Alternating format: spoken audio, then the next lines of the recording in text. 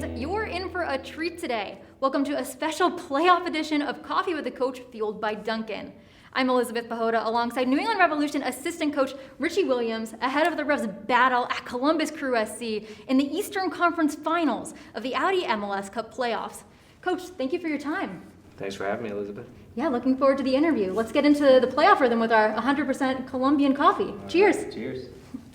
Coach, the Revs are the number 8 seed. However, they've been heating up in the playoffs. New England's had 3 straight dramatic wins over top Eastern teams, including knocking out the number 1 seed, the Philadelphia Union. What's enabled the Revs to step up their game in the playoffs? Well, I think it's been our mentality. The players have come out. We can talk about tactics, technique, all these different things that we go into games talking about, but I think our mentality's been very strong. We've come out, been very aggressive, played very smart. We haven't backed down from any of our opponents.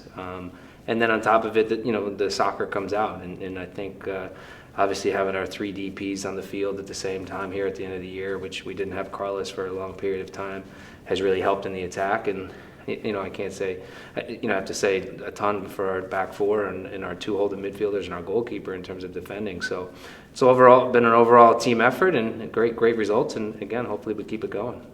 You mentioned the designated players. Midfielder Carlos Heel has been instrumental in the Revs' playoff run. In 3 games, he's not only had 2 goals and 3 assists, but he also lifts the quality of all the players around him. What enables him to raise everybody else's game? Well, Carlos is a good player. Good person. He brings poise, calmness to the team. He's obviously technically very good, understands the game very well, and he just brings everybody into the game. So he's obviously a designated player, best 11 player in the league. So he's great quality, helps the team. He's a good teammate, good captain. So he's a big part of our team that we've been missing for a large part of the year. So obviously we're very happy to have him back.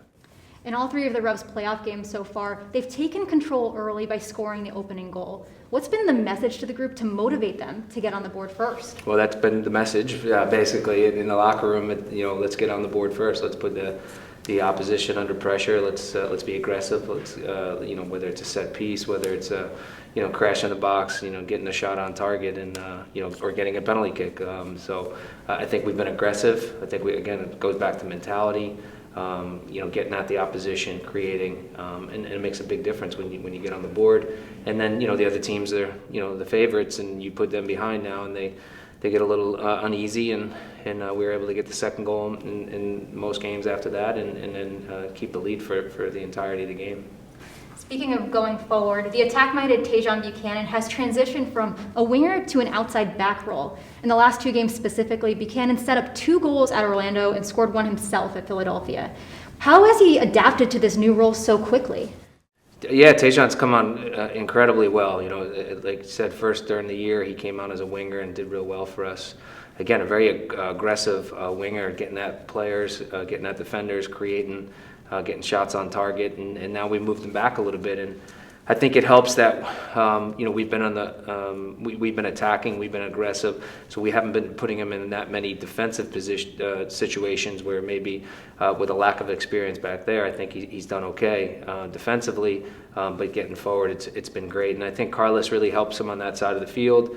Where he can interchange with Tajon. He helps him get into the attack. And then, give credit to Tajon for working hard. And he's a young guy. He can get up and down the flank, and he's done an overall really good job for us.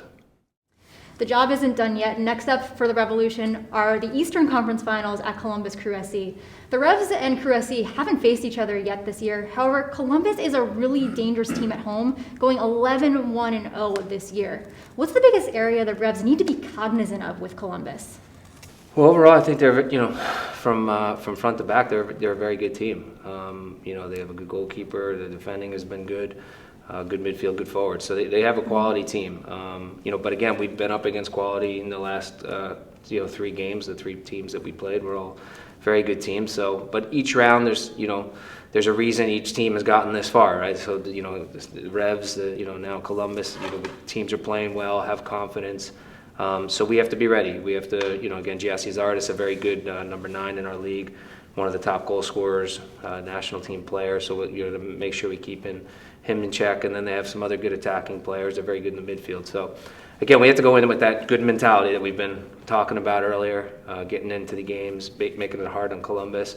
And then when we have our opportunities, continue to take our opportunities in the attacking end and then manage the game. And it's going to be a tough game. They're a very good opponent, and it's a conference final. So, it's going to be tough. It's going to be close. And we're going to keep approaching it the same way and again, hopefully getting the result.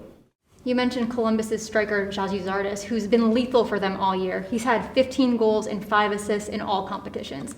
You look at that Eastern Conference semifinals game against Nashville SC, Columbus scored twice inside of 3 minutes, and Zardes had a goal and an assist. How can the Revs limit him? Yeah, like I just said, he's, and as you just said, he's one of the top attacking players in our league. He can run, he can score, he's clinical in front of goal. So we're going to have to limit our 2 center backs, obviously, to be around him most of the time, Andrew and Henry. They're going to make it difficult on him. You always have to have one competing. They're covering for the other for their teammate. So yeah, you just got to keep an eye on him. He makes good runs. He's active. And he gets at the end of things. So we just got to make it hard on him, but we also then have to get pressure on the players that are going to be delivering the ball to him throughout the game and make it difficult for him to get the ball. The Revs are the lowest seed remaining in the postseason at number 8. However, they have a lot of momentum heading into Sunday's game. Head coach Bruce Arena mentioned that the single game elimination format, it does favor the underdog. There's only 2 games remaining between now and the team lifting their first ever MLS Cup in franchise history. How strong is the team's belief? Yeah, I think you see after the games the confidence just keeps getting higher and higher. The players, I think for a large part of the year, I think we have played well. We just haven't been able to get results. Again, we mentioned Carlos not being on the field. We've had games where we played well. We just haven't been able to score a goal, and we get a draw or we lose by a goal. I think defensively we've been very, very good all year. And so I think the guys have always had belief in one another. I think it just needed to get to a point where we had our best 11 on the field, and our substitutes or reserves have come in and have done a great job too. And I think now they know after getting a string of games together where we have our best team on the field, we're playing well as a unit, well as a team, and the confidence just gets higher and higher. So I think the belief is there. Now we just have to go out and execute. We have to compete. It's not going to be easy, but we know we can get it done, and we've done it on the road. We'll go to on the road again this weekend, and then hopefully win that, and it'll be another road game after that. With that sense of confidence, Coach Arena said that this team has a really strong camaraderie and a lot of character, which has allowed them to be so successful. Just how strong is that camaraderie in the locker room? Yeah, I think the guys are, not just being very good soccer players. I think we have a good group of people, and I think they get along. I'm not saying they're all best of friends, but they get along pretty much on and off the field. I think everybody's, for the most part, pretty humble. Everybody understands, they do a lot of good things, but they also make some mistakes, and they hold their hand up and understand they're going to do it better. They help each other out on the field. They cover for one another. So I agree that's a big part of any team's success, and we've shown now that we have that within our team, and we want to keep that going. Coach, thank you for your time, and best of luck this weekend in the Eastern Conference Finals against Columbus Crew SC. Thanks, Elizabeth. Appreciate having me. Thanks for stopping by Coffee with the Coach, fueled by Dunkin.